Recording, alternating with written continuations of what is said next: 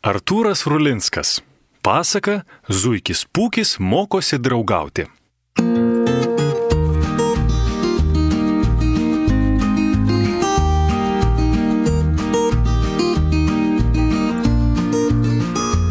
Zuikis Pūkis patyrė vieną įsimintiniausių vasaros įvykių ir tai buvo zuikių stovykla. Zuikiams įprasta gyventi pavieniui. Jie nemėgsta gyventi kolonijomis, kaip jų pusbroliai triušiai. Zuikiai mėgsta atviras vietas, jiems patinka bėgioti, nes turi stiprias kojas. Vis dėlto, net ir vienišiems zuikiams reikia kada nors susitikti ir pabendrauti, susipažinti ir susidraugauti, susiporuoti, prisiminti zuikių istorijas ir nuotykius, apsvarstyti, kokie jie yra ir kokios perspektyvos jų laukia gyvenant atšiauriame ir žiauriame laukinėme pasaulyje. Šią vasarą zuikiai stovyklauti susitiko už ąžuolinės miško, nuostabioje laukymėje, prie gražaus didžiulio tvenkinio. Tokią vietą patyrę zuikiai pasirinko dėl to, kad iš ten gerai matyti, kas dedasi aplinkui. Jei įsiveržtų koks nors plėšrūnas, zuikiai lengvai išspėgiotų. Iš įvairių vietovių stovyklauti atvyko skirtingi zuikiai. Pavyzdžiui, vieni zuikiai buvo trumpauodegiai, o tai reiškia, kad jų uodegos trumpesnės negu įprasta. Taip pat į stovyklą atkeliavo ir ilgaausiai zuikiai. Ir turbūt jau supratote, kad jų ausys buvo ilgesnės negu įprasta. Zuikis Pūkis buvo iš tų zuikių, kurie vadinami pūkuočiais. Turbūt jau numanote, kodėl jis vadinamas pūkuočiu. Taip pat buvo zuikių žvairių, pilkių, šokliųjų, kapledančių, knyslių. Kai į stovyklą subėgo visi šie zuikiai, iš pradžių buvo labai keista ir net juokinga. Pūkis labiausiai stebėjosi žvairiaisiais zuikiais ir jam atrodė, kad jie kažkokie nenormalūs. Viena akis žiūri į vieną pusę, kita į kitą. Tiesą sakant, jam netgi norėjosi iš žvairiųjų zuikių pasijuokti. Kaip čia yra, kad negali bendraudamas jiems į akis pasižiūrėti? Pirmoji stovyklos diena tokia ir buvo, kol zuikiai atsitokėjo, kad yra taip, kaip yra. Visi zuikiai yra tokie, kokie yra, tik šiek tiek kitokie, o tas kitoniškumas jiems padeda prisitaikyti ir išgyventi tokiomis aplinkybėmis, kuriuose jie gyvena. Pradžioje dar buvo girdėti, kaip kas nors juokiasi iš kito. Ei, brolyti, tai tau turbūt vilkas uodegą nukanda. Pašaipę pastabą pasakė vienas šoklusis zuikis praeinančiam trumpauodegiui. Būrelis netoliese tupinčių šokliųjų pradėjo kikenti, tad trumpauodegis susidrovėjęs pabruko tą savo trumpauodegėlę ir movė šalin, pažadėjęs savo daugiau nebestovyklauti tokių nedraugiškų zuikių būryje. Taip negerai, pradėjo savo mąstyti zuikis Pūkis. Mums reikia ieškoti bendrumų, o ne skirtumų ir nejuoktis vienam iš kito, o pamatyti vienas kito privalumus. Žvelgti tai, kas yra gera.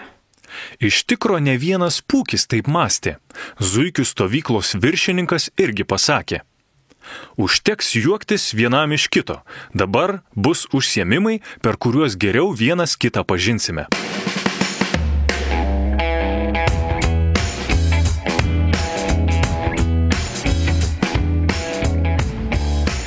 Pirmiausia, stovykloje buvo zuikių paradas. Buvo iškelta zuikių vėliava ir visi zuikiai, susigrupavę pagal savo giminės, pražygiavo atiduodami pagarbą zuikių vyresnybei ir vėliavai. Paskui, aptarus stovyklos eigą, tvarką, įstatymus, zuikiai buvo pakviesti dalyvauti stovyklos programoje.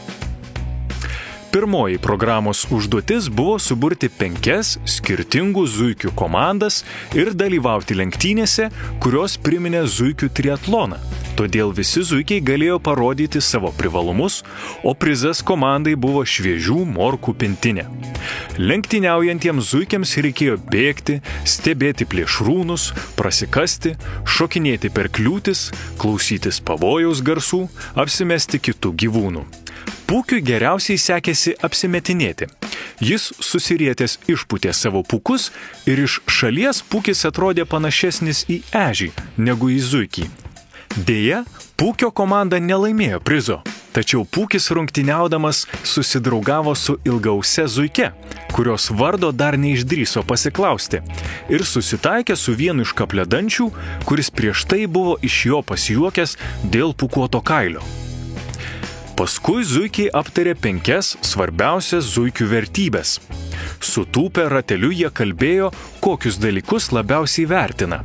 Atlikdami šią užduotį jie suprato, kad yra labiau panašūs negu skirtingi.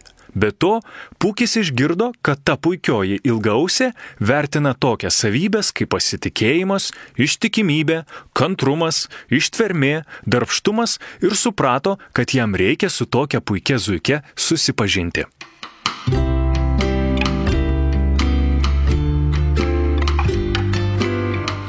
Per pertraukėlę Pūkis jai taip ir pasakė. Aš Pūkis, o koks tavo vardas? O aš esu Smilga ir man labai malonu su tavimi, Pūkis, susipažinti. Taip atsakė ji.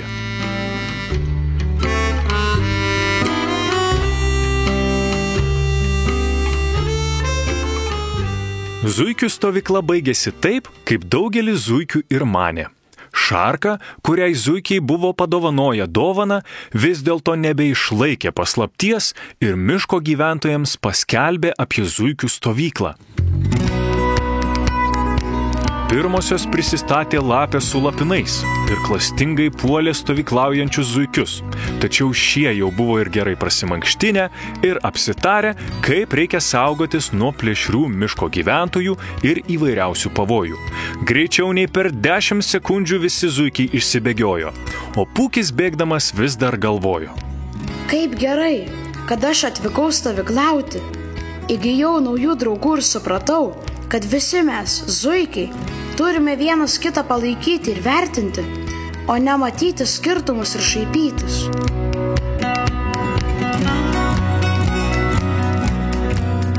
Klausimas apmąstymui. Brangusis skaitytojau, o kaip tau sekasi būti draugiškam namie, kieme, stovykloje, mokykloje? Ar pastaruoju laiku su kuo nors susidraugavai? Ar kokius nors dalykus su draugais labai vertinate? Ar matote kokių nors pavojų ir esate aptarę, kaip vienas kitam padėsite sunkią akimirką? Mokykis būti draugiškas, juk Biblija mus moko. Kas atleidžia nuoskaudą, tas puoselėja draugystę. Ir kaip kvepalai ir smilkalai džiugina širdį, taip draugo nuoširdumas stiprina žmogaus dvasią.